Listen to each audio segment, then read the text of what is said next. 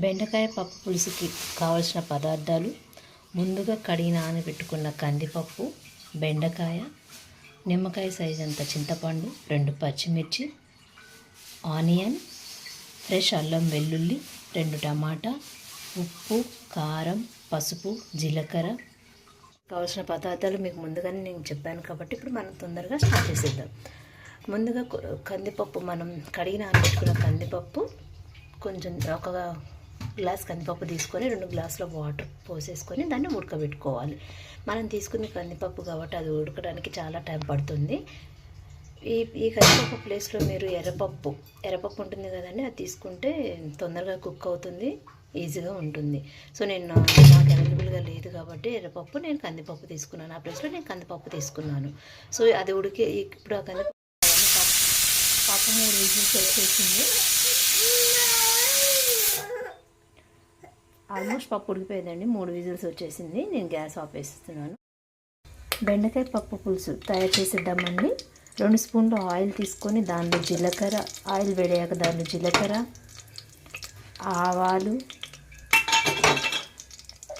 Cut చేసి పెట్టుకున్న పచ్చిమిర్చి, ఒక ఆనియన్, 2 పచ్చిమిర్చి, నిమ్మకాయ సైజు అంతా చింతపండు, ఉప్పు, పసుపు, కారం, ఫ్రెష్ అల్లం వెల్లుల్లి. నేను ముందుగా కందిపప్పు నానబెట్టుకొని దాన్ని 3 విజిల్స్ వచ్చేదాకా కుక్కర్లో వేసుకొని ఉడికించుకున్నాను. తర్వాత కొంచెం ఆయిల్ వేసి 2 స్పూన్ల ఆయిల్ వేసి దాంట్లో జీలకర్ర, ఆవాలు, పచ్చిమిర్చి, కట్ చేసి పెట్టుకున్న ఆనియన్స్ ముక్కలు. చూసారు కదండి, ఆనియన్స్ బ్రౌన్ కలర్లో వచ్చేసింది. ఇప్పుడు ముందుగా మనం దంచిపెట్టుకున్న అల్లం వెల్లుల్లి, ఫ్రెష్ అల్లం వెల్లుల్లి పేస్ట్ కొంచెం వేసేస్తున్నాను.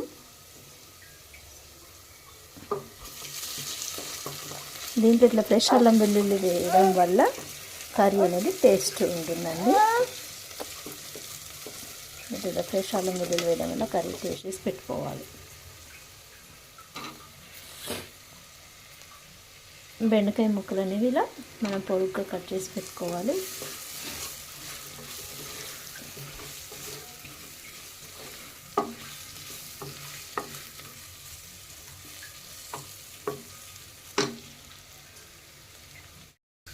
చూసారు కదండి, ఒక 5 మినిట్స్ తర్వాత మనం మూత తీసి చూస్తే బెండకాయ ముక్కలు ఇలా ఫ్రై అయ్యి కనిపిస్తాయి అన్నమాట.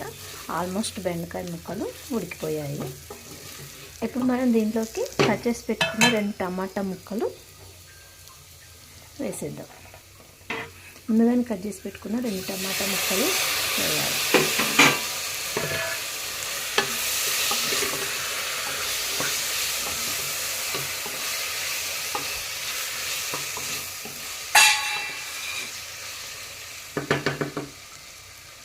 సో ఇలా బెండకాయ ముక్కలు, టమాటా ముక్కలు కొంచెం ఉడికిపోవాలి. సో దీన్ని ఒక 5 మినిట్స్ దీన్ని ఇలా మూత పెట్టేసి ఒక 5 మినిట్స్ ఇలా పెట్టేద్దాం.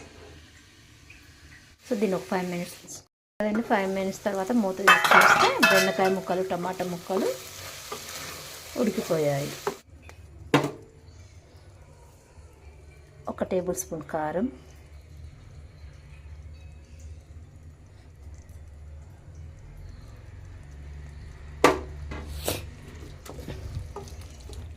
ఇలా 1 టేబుల్ స్పూన్ల కారం వేసుకొని కలబెట్టుకోవాలి.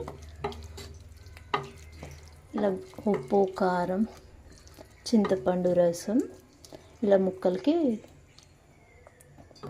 పట్టాలని ఒక 5 మినిట్స్, ఒక 2 మినిట్స్ వరకు ఇలా ముక్కలు పట్టేంత వరకు ఉప్పు, కారం, చింతపులుసు ముక్కలకి పట్టేంత వరకు ఉంచుకోవాలి.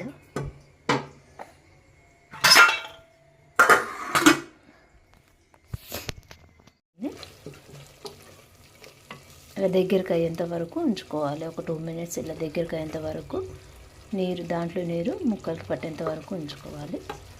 ఇందులోనే మనం ముందుగా కందిపప్పు నానబెట్టుకొని ఉడకబెట్టుకున్నాం కదండి, 3 విజిల్స్ వచ్చేంత వరకు కుక్కర్లో ఉడకబెట్టుకొని ఉంచుకున్నాం కదా, అది తీసి పక్క పెట్టుకున్నాము. ఆ కందిపప్పు ఇలా ఉడుకుతుండగానే దీంట్లో పోసేయాలి. ఇలా ముందుగా నానబెట్టుకున్న కందిపప్పుని దీంట్లో పోసేయాలి.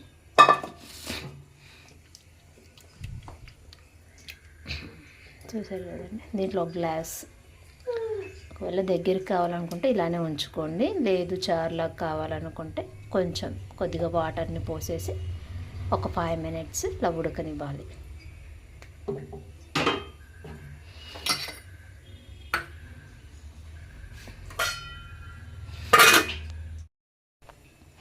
చూసాను కదండి, ఇలా పప్పుని దీంట్లో వేసిన తర్వాత ఒక 5 మినిట్స్ తర్వాత తీసి చూశాను. ఒకవేళ మీకు చారులా కావాలనుకుంటే కొంచెం వాటర్ పోసుకోవాలండి, లేదు ఇలానే కావాలనుకుంటే ఇలానే ఉంచేసుకోవచ్చు. ఆల్మోస్ట్ కర్రీ అనేది అయిపోయింది. నేను ఇంకా కొంచెం చారులా కావాలనిపిస్తుంది కాబట్టి కొంచెం ఒక గ్లాస్ వాటర్ పోస్తున్నాను.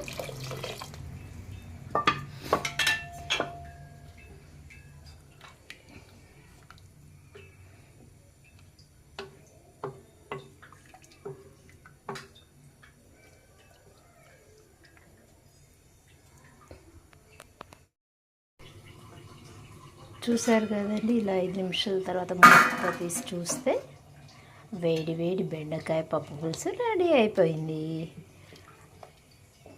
చూసారండి, ఇలా కారం, ఉప్పు, చింతపులుసు అంతా ముక్కలకి పట్టేసి దగ్గరికి అయిపోయింది. ఇలా ఒక 5 మినిట్స్ తర్వాత మూత తీసి చూస్తే మనకి వేడి వేడి బెండకాయ పప్పు పులుసు రెడీ అయిపోయింది.